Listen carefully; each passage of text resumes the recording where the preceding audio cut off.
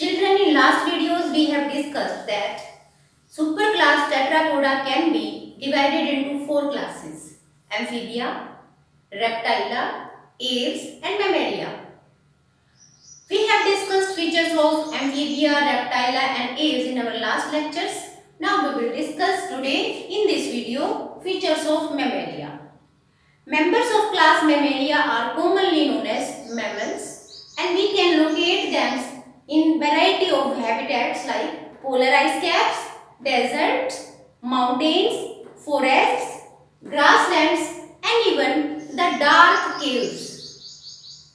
That means these members have spread themselves throughout this biosphere, occupying a number of habitats. This is because of the reason that they have complex body design.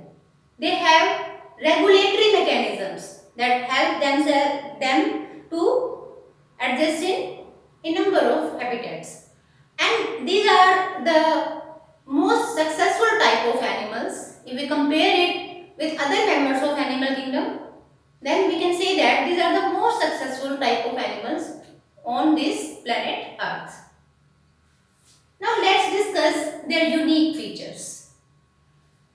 First unique feature is that they have mammary glands. Mammary glands are the milk producing glands. Presence of mammary glands has given their class the name Mammalia.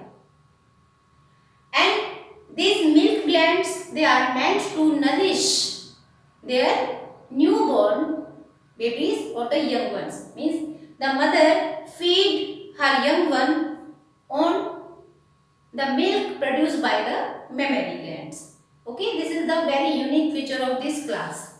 Second is, as we know that they are members of superclass Tetrapoda, so they have two pairs of limbs, as we have studied in other members also, in Amphibia, Aves or the Reptilia. They have two pairs of limbs, but the limbs are modified for performing a variety of functions. They are adapted for performing a variety of functions, like the limbs can be used for walking, running, climbing, burrowing and even swimming and flying. You know that we have studied in last lecture that aves are the type of animals which can fly, which possess this ability. But here in this Mammalia class also, there are members which can fly with the help of their limbs which are modified for the flight purpose. And even they can live inside the water and they have their limbs modified for swimming purpose. Next unique feature is that they have skin covered with hair throughout their body surface. The skin is covered with the keratin protein structures here, and hair provide them a sort of thermoregulation. Presence of this hair help them to regulate their body temperature. They trap air, and this trapped air act as insulator and do not allow the body heat to escape out. So the hairs are present, and also there are number of other modified structures made up of keratin protein, like presence of nails. Exoskeleton has the nails or the hooves. Such structures are also observed in these animals or the mammals. So, very unique feature is presence of mammary glands. Second is the presence of hair. Third unique feature is that they have external ear. We have studied in our last lectures that the Amphibia or the Reptilia or Aves members, they have just their ear represented by the tympanum. If we studied their morphology, if we are studying their external structures, then we can just observe a small marking that is representing their tympanum, which is opening to the middle ear. But here external ear is also present, and these external ears, or we can call them the pinnae, they are the structures that help in collection of the sound waves. Because of presence of these external ears, they can collect the sound waves in a better way. also unique features in the class Mammalia members. Next is they have jaws with different types of teeth, because they are living in a variety of habitats, they are having a variety of food habits also. So because of this, their jaws have a different types of teeth. Different varieties of teeth are present in their jaws. That depends what type of diet they are taking. They have four-chambered heart, completely four-chambered heart, and we have also studied the ape class, or the birds also have four-chambered heart. So out of these four classes, Amphibia, Reptilia, Aves and Mammalia, these two classes means Aves and Mammalia class members, they have completely four-chambered heart. And because of this four-chambered heart means two auricles and two ventricles are present, completely separated chambers are there in their heart. That's why their blood, oxygenated and deoxygenated blood, is not going to mix, and this will supply enough or efficient supply of oxygen will be to the body parts. And because of this efficient oxygen supply, they can regulate their body temperature.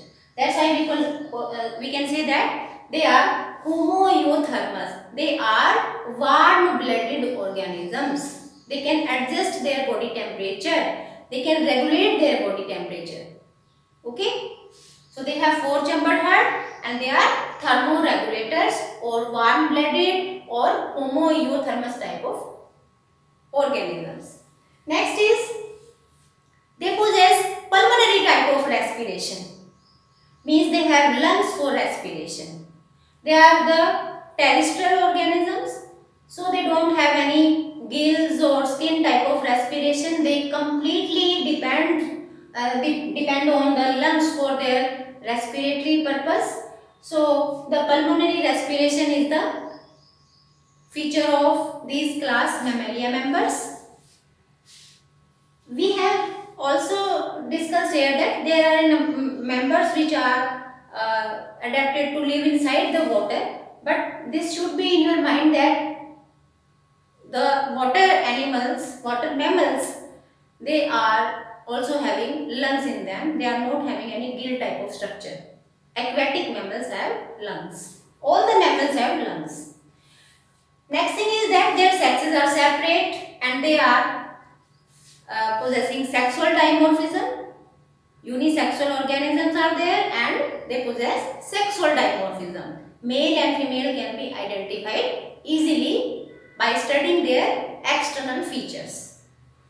The fertilization is internal. It takes place always inside the female body, and the very unique feature of these Mammalia class members is that they are viviparous. They are not egg-laying organisms, they are viviparous. I will give you some exceptional cases also. There are some exceptional cases in mammals which lay eggs, but majority of members they are viviparous. They give birth to their young ones, and after giving birth to their young ones, they will feed their young ones on their milk, which is produced by these mammary glands. So you have to keep in mind the four unique features of these Mammalia class. Presence of mammary glands. Second is the skin is covered throughout by the hair. Third, presence of external ears. And fourth is the viviparous nature. Okay. Next is their development.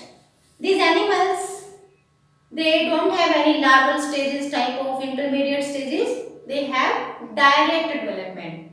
The body of female is adapted to provide all the nourishment, all the care throughout the fetal developmental stages, and the development of the fetus or this embryo will take place inside the female, and after complete development the mother will give birth to the young one. That's why these mammals are known as viviparous.